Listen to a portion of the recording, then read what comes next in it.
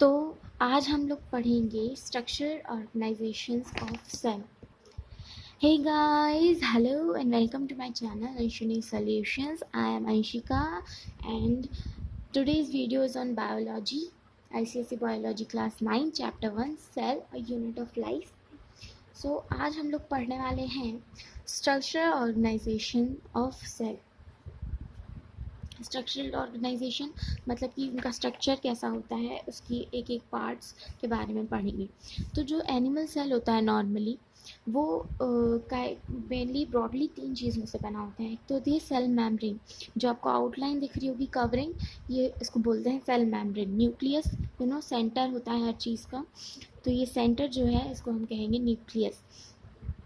और जो साइटोप्लाज्म होता है, साइटोप्लाज्म मतलब ये जो लिक्विड या लिक्विड नहीं कह सकते हम इसको, जो भी इसमें है मतलब इसमें जो भी चीज़ भरी हुई है उसको हम क्या कहते हैं, साइटोप्लाज्म. और इसके अंदर मान लो जी ये आपका हो गया प्लाज्मा मेम्ब्रेन, इसके अंदर साइटोप्लाज्म है और उसमें बहुत सारे पार्ट्स जो हैं वो फ्लोट कर रहे हैं. तो साइटोप्लाज्म और अदर ऑर्गेनल्स, साइटोप्लाज्म जो होता है और अलग अलग जो ऑर्गेनल्स होते हैं उसके वो होते हैं.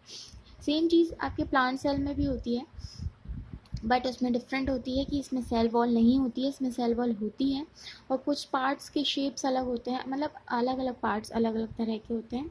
इसमें वैक्यूल होता है, इसमें नहीं होता है, तो इसको हम पढ़ेंगे आगे.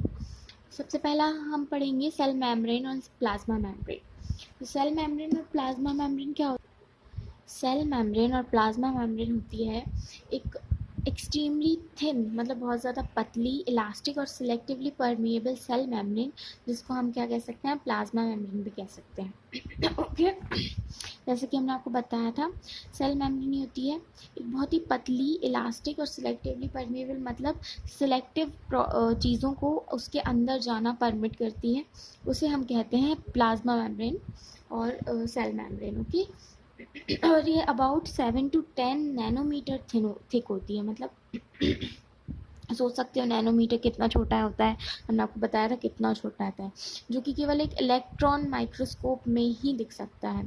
ओके, और ये लिपिड्स और प्रोटीन्स का से फॉर्म होता है और कभी भी सेपरेट नहीं हो सकता है सेल साइटोप्लाज्म. साइटोप्लाज्म मतलब जो प्रोडक्ट है उसके अंदर भरा हुआ, तो ये कभी भी सेपरेट नहीं हो सकता है उससे. अब फंक्शंस क्या क्या होते हैं प्लाज्मा मेम्ब्रेन के?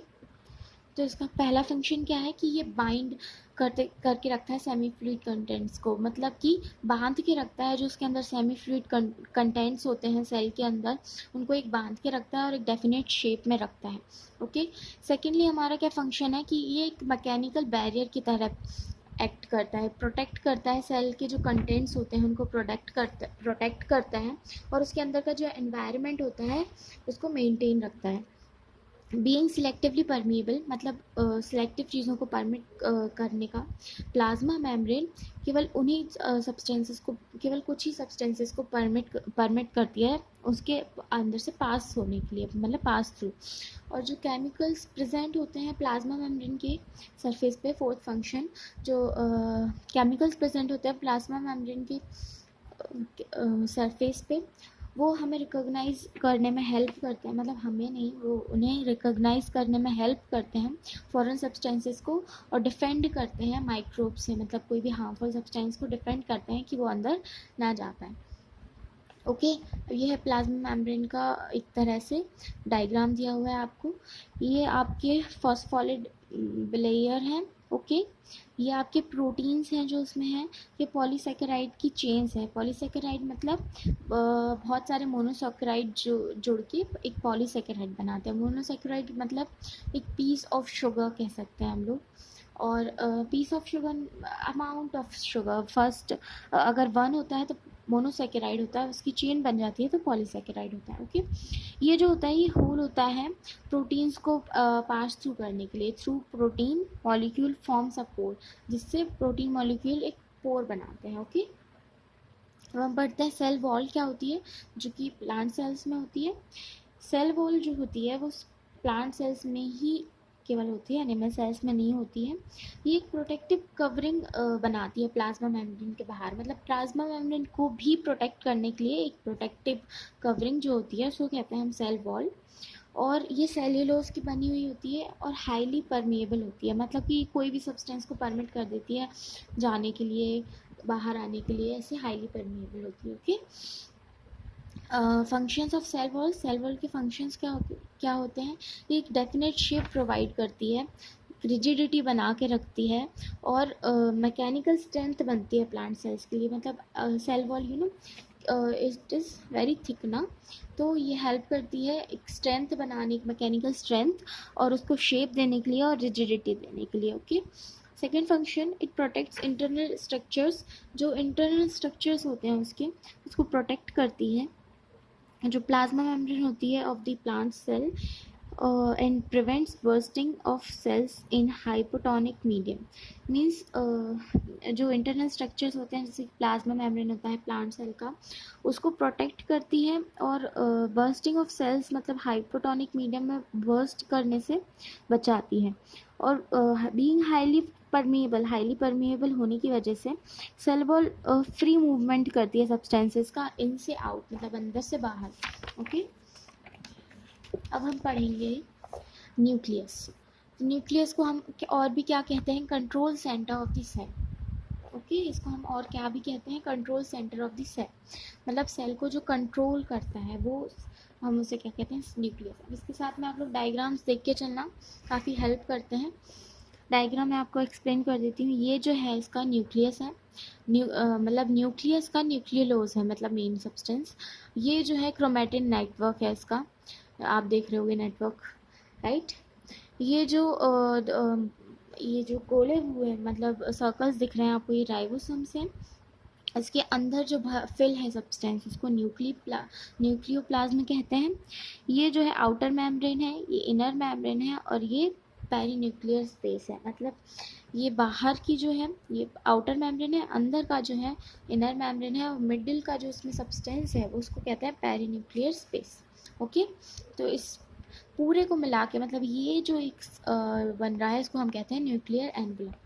अब ये जो हमारे पार्ट सब्सटेंसेस निकले हुए हैं इनको कहते हैं स्मूथ एंडोप्लाज्मिक रेटिकुलम। ये क्या है? एंडोप्लाज्मिक रेटिकुलम है ये पर ये एक स्मूथ एंडोप्लाज्मिक रेटिकुलम है। ये रफ है बिकॉज इसमें राइबोसोम्स हैं बहुत सारे, राइट। और ये जो है ये न्यूक्लियर पोर है, जो हमने आपको बताया था न्यूक्लियर पोर स्पेस छोड़ता है, राइट। अब हम पढ़ते हैं structure I have already explained you कि क्या न्यूक्लियोप्लाज्म होता है, क्या क्या होता है, राइट। अब इनको एज डेफिनेशंस भी हम पढ़ सकते हैं। तो न्यूक्लियस जो होता है वो होता है एक स्मॉल स्पैरिकल और ओवल सब्सटेंस होता है, जिसको डिस्कवर किया था रॉबर्ट ब्राउन ने 1831 में। न्यूक्लियस जो कंपोज होता है वो बना हुआ होता है न्यूक्लियर मेम्ब्रेन से, न्यूक्लियोप्लाज्म से, न्यूक्लियोलोज से एंड क्रोमैटिन नेटवर्क से, जो कि मैं आपको बता चुकी हूँ ऑलरेडी, राइट। तो न्यूक्लियर मेम्ब्रेन क्या होती है? आई हैव शोन यू ना nuclear membrane. It is a delicate double membrane structure, inner, outer, and this, right, with a space between the outer and inner membrane.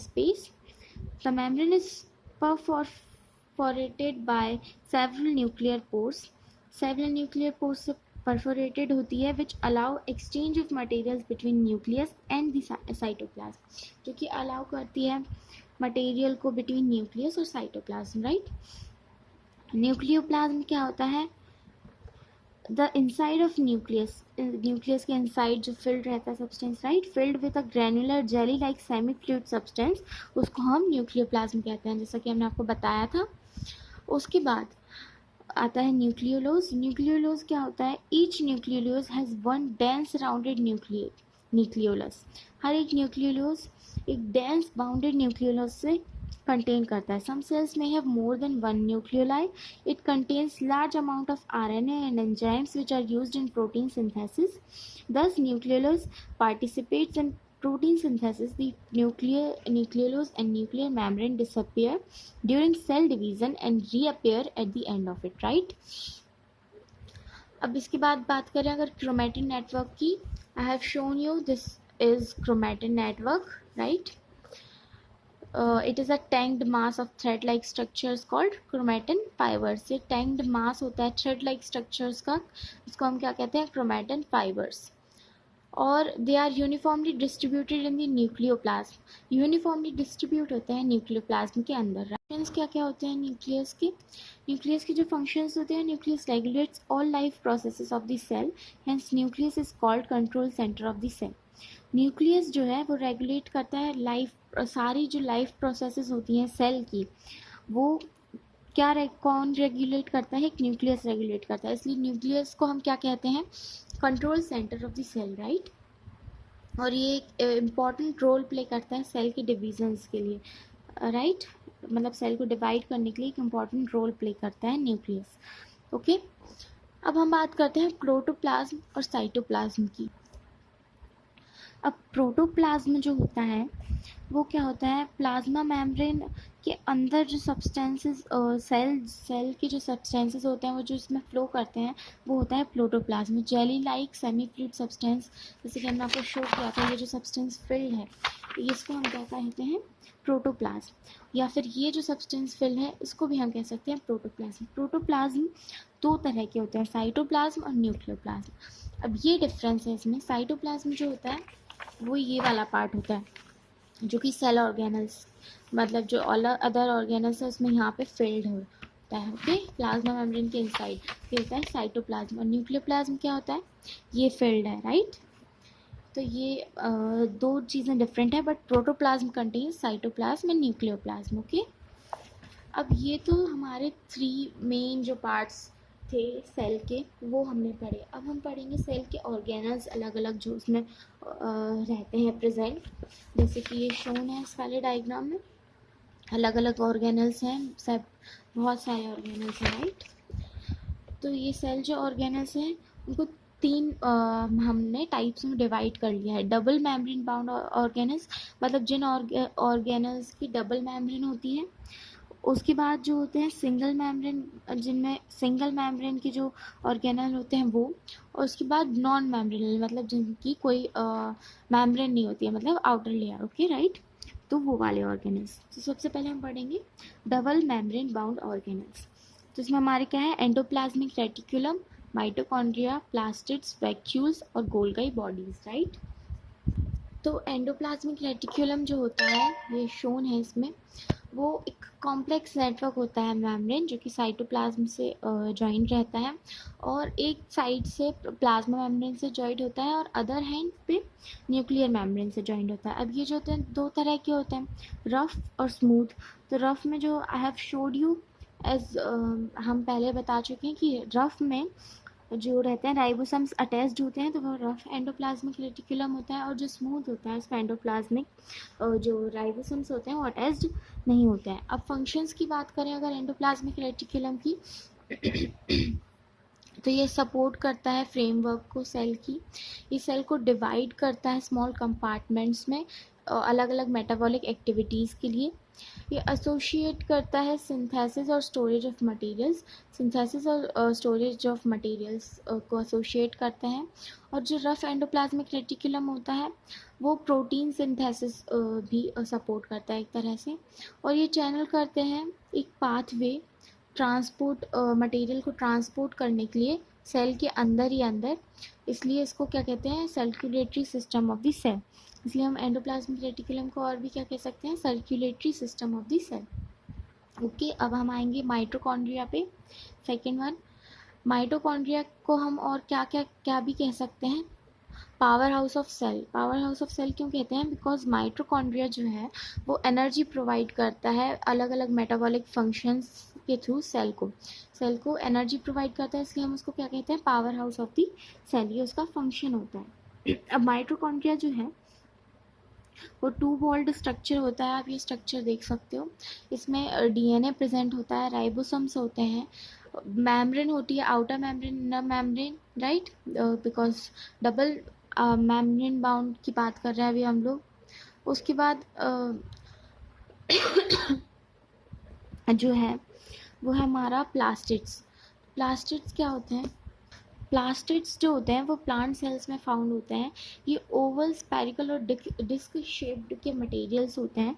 और जो normally जो plastids होते हैं वो 3 तरह के होते हैं, क्लोरोप्लास्ट, क्लोरोप्लास्ट जो होता है वो ग्रीन पिगमेंट कंटेन करता है जिसको हम कहते हैं क्लोरोफिल, और जो कि ग्रीन पार्ट्स में मिलता है प्लांट्स के, राइट। उसके बाद हमारा क्रोमोप्लास्ट और ल्यूकोप्लास्ट। तो क्रोमोप्लास्ट जो होते हैं वो एक येलो, ऑरेंज और रेड पिगमेंट कंटेन करते हैं जो कि मोस्टली पेटल्स में प्रेजेंट होते हैं, राइट। और ल्यूकोप्लास्ट जो होते हैं ये कलरफुल प्लास्टिक्स होते हैं विदाउट एनी पिगमेंट, जिनमें कोई पिगमेंट नहीं होता, ये केवल स्टार्च को स्टोर करते हैं। पोटैटो, जैसे कि पोटैटो ट्यूबर्स, राइस ग्रेन्स, इन सब में प्रेजेंट होते हैं, राइट। अब जो फंक्शंस होते हैं प्लास्टिक्स के वो क्या होते हैं, फोटोसिंथेसिस में हेल्प करता है। ऑफ कोर्स उसमें ग्रीन पिगमेंट होता है, राइट। तो वो फोटोसिंथेसिस में हेल्प करता है, आप लोगों ने रीड करा होगा। कलर देता है वो चीज़ों को, क्योंकि क्रोमोप्लास्ट कंटेन करता है। स्टोर करता है, मतलब स्टोरेज, मतलब स्टार्च स्टोर करता है, ल्यूकोप्लास्ट का काम है ये, राइट। ये सब काय के पार्ट्स हैं प्लास्टिक्स के। और जनरेशन ऑफ ऑक्सीजन भी जनरेट करता है। उसके बाद अगर हम आए वैक्यूल्स पे, तो वैक्यूल्स क्या होते हैं, आप लोग डायग्राम देखते जाइएगा। तो वैक्यूल्स जो होते हैं वो फ्लूइड फिल्ड होते हैं, membrane bound by clear spaces in cell cytoplasm. They are filled with water and variety of substances, like ये जो होते हैं, फिल्ड होते हैं वाटर से और वैरायटी ऑफ सब्सटेंसेस, जैसे कि minerals, sugar, carbohydrates, organic acids, etcetera etcetera, इन मिनरल से फिल्ड होते हैं, राइट। इसके बाद vacuoles are bound by a membrane called tonoplast. Vacuoles जो होते हैं वो बाउंड होते हैं, मतलब एक जो बाउंड होते हैं वो मतलब आउटलाइन हम कह सकते हैं मेम्ब्रेन टाइप टोनोप्लास्ट से बाउंड होते हैं। और जो उनका लिक्विड जो कंटेन करते हैं वो सेल सेप कहते हैं। The liquid the content is cell sap, और जो लिक्विड वो कंटेन करते हैं उसको हम क्या कहते हैं, cell shape. In mature plants a large vacuole occupying most of cell is bound. जो लार्ज प्लांट्स होते हैं उसमें जो मैच्योर प्लांट्स होते हैं उनमें लार्ज वैक्यूल होता है। एनिमल सेल्स में वैक्यूल्स जनरली एब्सेंट होते हैं, मतलब एनिमल सेल्स में जनरली वैक्यूल्स नहीं होते हैं, बट ये प्रेजेंट होते हैं वो बहुत ज़्यादा बड़े हैं, राइट। इसके बाद अगर हम आए गोल्गी बॉडीज़ पे और गोल्गी apparatus, तो गोल्गी apparatus क्या होता है, उसको हम उसको हम गोल्गी कॉम्प्लेक्स भी कहते हैं या फिर गोल्गी सम भी कहते हैं। एक स्पेशल पोर्शन होता है एंडोप्लाज्मिक रेटिकुलम का, मतलब कि cell secretion. It was first discovered by Camillo Golgi. First किसने डिस्कवर किया था, कैमिलो गोल्गी ने। ये आप लोग देख सकते हैं, स्ट्रक्चर ही होती है Golgi bodies, right. Flattened sex and secretary vesicles and large vesicles of vacuoles, right. इस तरह का स्ट्रक्चर होता है। ये प्लांट सेल्स में गोल्गी apparatus अलग अलग सेवरल इंटरकनेक्टेड सब यूनिट्स कॉल्ड डाइक्टोसम्स, राइट, इनसे कंटेन करता है। और अब फंक्शंस की अगर हम बात करें गोल्गी apparatus की, तो इसके फंक्शंस क्या होते हैं, ये प्रोड्यूस करता है एंड स्टोर करता है सेल सीक्रेशंस को, जैसे कि म्यूकस, एंजाइम्स और हार्मोन्स जो होते हैं ये प्रोड्यूस करता है और स्टोर करता है उनको। फॉर्मेशन ऑफ लाइसोसोम्स को फॉर्म करता है। और formation of cell plate during cell division in plant cell, और सेल प्लेट को फॉर्म करता है जब सेल डिवीजन के टाइम पे, राइट। तो ये जो थे हमारे 5, ये थे हमारे डबल मेम्ब्रेन। अब हम आएंगे अगर सिंगल मेम्ब्रेन पे, तो हमारा आएगा लाइसोसोम ओनली होता है उसके। तो लाइसोसोम क्या होते हैं, लाइसोसोम्स जनरली जो होता है एनिमल सेल्स में फाउंड होते हैं। ये स्पेरिकल सेक्स होते हैं, राइट। ये स्पेरिकल सेक्स होते हैं जो कि सिंगल मेम्ब्रेन से बाउंड होते हैं। ये कंटेन करते हैं मतलब बहुत सारे several amount of digestive enzymes होते हैं, वो बहुत ज़्यादा होते हैं इसमें। तो इसलिए जब ये रिलीज़ करते हैं सेल के अंदर, they break down various cytoplasmic structures, वो बहुत सारे साइटोप्लाज्मिक स्ट्रक्चर्स को ब्रेक डाउन करते हैं। और कई बार रिजल्ट ऐसा होता है उनकी डाइजेशन एंजाइम्स बहुत ज़्यादा होते हैं, तो वो पूरे कंप्लीट सेल को ही डाइजेस्ट कर लेते हैं, मतलब खुद ही को डाइजेस्ट कर लेते हैं। इसलिए हम इनको लाइसोसोम्स को क्या भी कहते हैं, सुसाइड बैग्स भी कहते हैं। और हम लाइसोसोम्स को क्या कहते हैं, सुसाइड बैग्स भी कहते हैं। फंक्शंस क्या होते हैं लाइसोसोम्स के, लाइसोसम्स बैक्टीरिया वायरसेस को डिस्ट्रॉय करता है, जो कि एंटर करते हैं सेल में उन्हें डाइजेस्ट करके, और वो रिमूव और डिस्ट्रॉय करता है जो पुराने बॉन्ड्स होते हैं सेल ऑर्गेनल्स के उनको, और ड्यूरिंग स्टारवेशन दे डाइजेस्ट दी स्टोर्ड फूड। जब स्टारवेशन की प्रोसेस होती है तब वो स्टोर्ड फूड को डाइजेस्ट करते हैं। तो ये तो थे हमारे लाइसोसम्स। तो ये हमारे डबल मेम्ब्रेन और सिंगल मेम्ब्रेन हो गए। मेम्बर्ड मतलब जो सेल ऑर्गेन, हमारे नो मेम्ब्रेन मतलब इन लोगों में इन वाले ऑर्गेनल्स में कोई मेम्ब्रेन नहीं होती है, राइट। अब हमारे बिना मेम्ब्रेन वाले ऑर्गेनल्स में कौन क्या क्या है? राइबोसम्स और सेंट्रोसोम और सेंट्रियोल्स। अब राइबोसम्स क्या होते हैं? राइबोसम्स ग्रेनुल पार्टिकल्स होते हैं scattered freely in the cytoplasm, जो कि साइटोप्लाज्म में फ्रीली स्कैटर करते हैं और अटैच्ड होते हैं एंडोप्लाज्मिक रेटिकुलम से। जैसे कि हमने बताया था, एंडोप्लाज्मिक रेटिकुलम रफ हो जाता है अगर राइबोसोम अटैच हो जाते हैं, नहीं होते हैं तो स्मूथ हो जाता है, राइट। फंक्शन क्या होता है राइबोसोम के? ये साइट्स होते हैं प्रोटीन सिंथेसिस के, इसलिए उन्हें प्रोटीन फैक्ट्री कहते हैं सेल के। मतलब राइबोसोम प्रोटीन्स प्रोड्यूस करते हैं, इसलिए हम इन्हें क्या कहते हैं? Protein factories of the cell. अब सेंट्रोसोम और सेंट्रियोल्स क्या होते हैं? सेंट्रोसोम एनिमल सेल्स में फाउंड होते हैं। ये न्यूक्लियस के आसपास होते हैं। It appears as a clear area in the cytoplasm containing two small bodies called centrioles. ये एक क्लियर एरिया की तरह अपीयर होते हैं साइटोप्लाज्म में, जिनकी टू बॉडीज होते हैं, उन्हें हम सेंट्रियोल्स कहते हैं, right. During cell division centrioles migrate to the opposite poles of the cell. जब सेल डिवीजन होता है तो सेंट्रियोल्स अपोजिट पोल्स में माइग्रेट कर जाते हैं एक असर्टर्स ऑफ स्पिंडल बनाने के लिए, राइट। सेंट्रोसोम की फंक्शन क्या होता है? ये एक स्पिंडल फाइबर फॉर्म करता है सेल डिवीजन के टाइम पे, और बसल बॉडीज जैसे कि ये सिलिया एंड फ्लैगेला डेवलप करता है सेंट्रियोल्स से। अब हम बात करें अगर सेल इंक्लूजन्स, तो सेल इंक्लूजन्स क्या होते हैं? ये नॉन लिविंग सब्सटेंसेस होते हैं जो कि क्या कंटेन करते हैं? Reserve food. मतलब जो रिजर्व फूड होता है जैसे कि starch, grains, glycogen, proteins, fats, ये सब।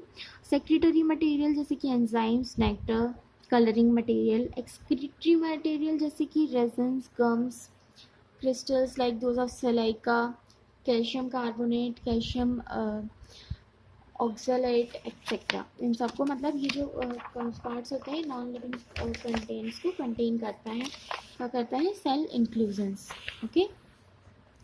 अब हम आते हैं प्रोकैरियोटिक और यूकैरियोटिक सेल्स पे। तो प्रोकैरियोटिक और यूकैरियोटिक सेल्स क्या होते हैं? प्रोकैरियोटिक और यूकैरियोटिक सेल्स क्या होते हैं?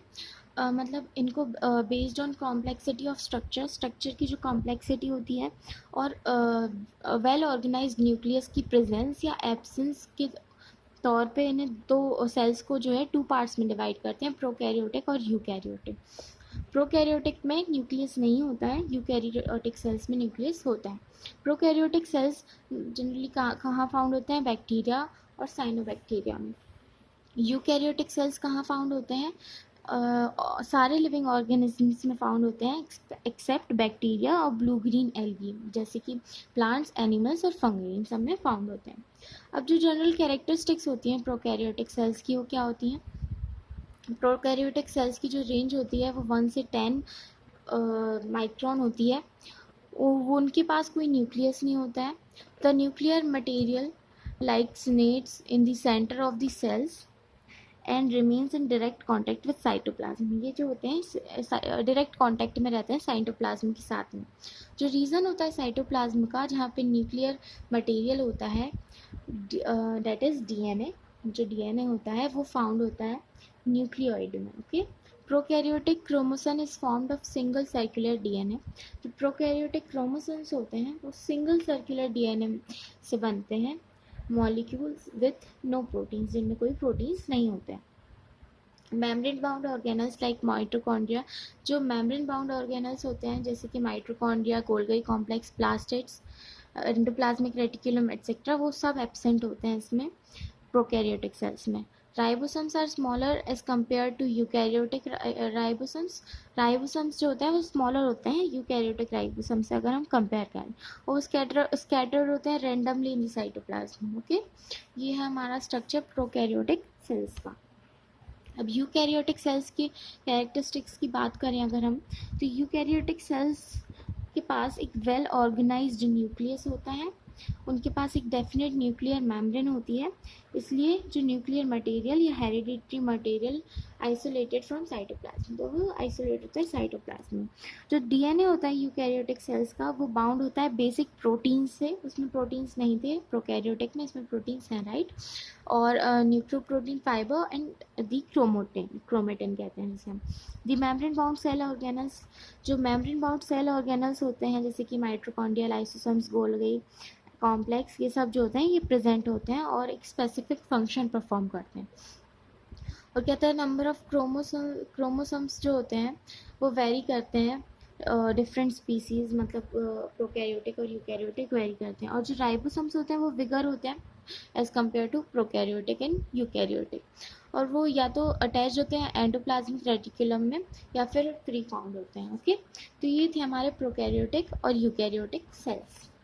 अब जो है इसमें जो दिया हुआ है मेजर डिफरेंस दिया हुआ है, ये वही चीज़ें हैं जो हमने आपको बताई हैं। सेल ऑर्गेनिज्म एक्यूलर बोथ यूनिसेलुलर एंड, मतलब इसमें सिर्फ ए सेल्यूलर मतलब सिर्फ वन सेल का, और इसमें बोथ यूनिसेलुलर मल्टी सेलुलर दोनों होता है। डिफाइंड न्यूक्लियस इसमें एब्सेंट होता है, इसमें प्रेजेंट होता है। डीएनए इसमें नेक्ड होता है, इसमें प्रोटीन फाइबर्स के साथ जुड़ा हुआ होता है। क्रोमोसोम्स इसमें सिंगल और सर्कुलर होते हैं, इसमें बहुत सारे होते हैं और लीनियर होते हैं। राइबोसोम्स इसमें स्मॉलर होते हैं, स्कैटर्ड होते हैं साइटोप्लाज्म में, इसमें बिगर होते हैं और या तो फ्री घूम रहे होते हैं, मतलब फ्री होते हैं, या फिर अटैच होते हैं एंडोप्लाज्मिक रेटिकुलम से। न्यूक्लियर मेम्ब्रेन मतलब कि जो मेम्ब्रेन वाले सब्सटेंसेस होते हैं वो इसमें एब्सेंट होते हैं प्रोकैरियोटिक में, यूकैरियोटिक में प्रेजेंट होते हैं। ये एक शॉर्ट रिवीजन है दोनों का एक तरह से। अब जो प्लांट सेल्स और एनिमल सेल्स में डिफरेंस जो होता है, जो आपको पूरे चैप्टर से समझ में आ गया होगा, यूजुअल डिफरेंस। अब हम आपको शॉर्ट में रीड करके बता देते हैं, जैसे कि सेल वॉल जो होती है absent present, centrosome present absent, vacuoles इसमें प्रेजेंट होते हैं, इसमें भी प्रेजेंट होता है, मतलब कहीं में एब्सेंट भी हो जाते हैं, कहीं पे प्रेजेंट भी हो जाते हैं। प्लास्टिड्स जो होते हैं वो एब्सेंट होते हैं, प्रेजेंट होते हैं। लाइसोसोम्स प्रेजेंट एब्सेंट, मतलब एनिमल सेल में। ऐसे ही आगे और दिए हुए यू कैन रीड दिस, मतलब ये एक शॉर्ट रिवीजन है, रीड करना चाहिए आपको। ओके, इसके बाद आता है हमारा check point 2, state whether the following statements are true or false. Cytoplasm and nucleus together constitute protoplasm. Cytoplasm और न्यूक्लियस टुगेदर फॉर्म करते हैं प्रोटोप्लाज्म? नहीं, साइटोप्लाज्म और न्यूक्लियोप्लाज्म टुगेदर फॉर्म करते हैं protoplasm. Okay, mitochondria help in synthesis of food, mitochondria food के synthesis में help करती है by trapping solar energy? No, chloroplast help करता है by trapping solar energy, right. Animal cells have fewer but large vacuoles, animal cells के पास large vacuoles होते हैं? नो, प्लांट सेल्स के पास होता है। Centrosome is present in animal cell but absent in plant cell? हाँ, ये ट्रू होता है, सेंट्रोसोम प्रेजेंट होता है एनिमल सेल्स में बट एब्सेंट होता है प्लांट सेल्स में। In plant cells a definite cell wall made up of lipids is present, जो प्लांट सेल्स में एक डेफिनेट सेल वॉल होती है वो लिपिड्स से मेडअप होती है, वो प्रेजेंट होती है? नो, लिपिड्स से नहीं, सेल्यूलोज से मेडअप होती है, वो प्रेजेंट होती है। ओके, तो ये थे हमारे चेक पॉइंट 2 ट्रू फॉल्स, और यहाँ पे जो है हमारा चैप्टर ख़त्म होता है। ओके, ये हमारा शॉर्ट ये हमारी समरी है, यू कैन रीड दिस। अब हमारी जो एक्सरसाइज और जो क्वेश्चन आंसर्स हैं इस चैप्टर के, इसको हम नेक्स्ट वीडियो में करेंगे। और तब तक के लिए अगर आपको ये वीडियो पसंद आया तो प्लीज़ लाइक ज़रूर करना, और चैनल से अगर आपको कोई भी हेल्प मिल रही हो तो प्लीज़ डू सब्सक्राइब दिस, और आगे की वीडियोस देखने के लिए डू सब्सक्राइब दी चैनल। तब तक के लिए have a nice day, have a nice night, goodbye, bye bye.